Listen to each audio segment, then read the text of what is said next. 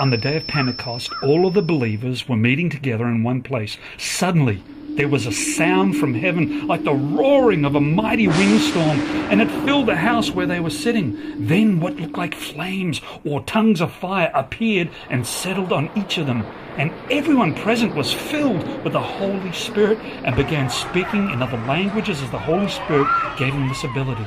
At that time, there were devout Jews from every nation living in Jerusalem. When they heard the loud noise, everyone came running. They were bewildered to hear their own languages being spoken by the believers. They were amazed. "How can this be?" they exclaimed. "These people are all from Galilee, and yet we hear them speaking in our own languages."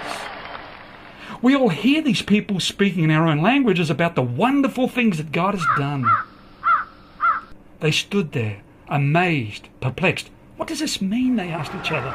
But others in the crowd ridiculed them, saying, "They're just drunk, that's all."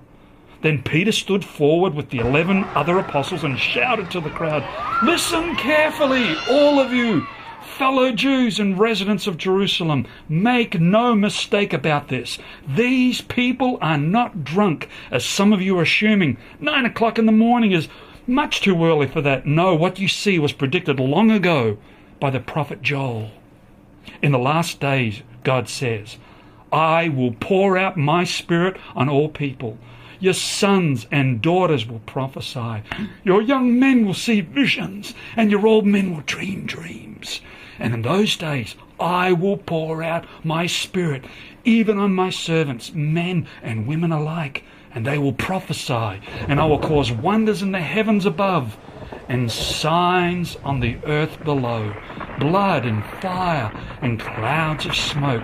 The sun will become dark and the moon will turn red before that great and glorious day of the Lord arrives.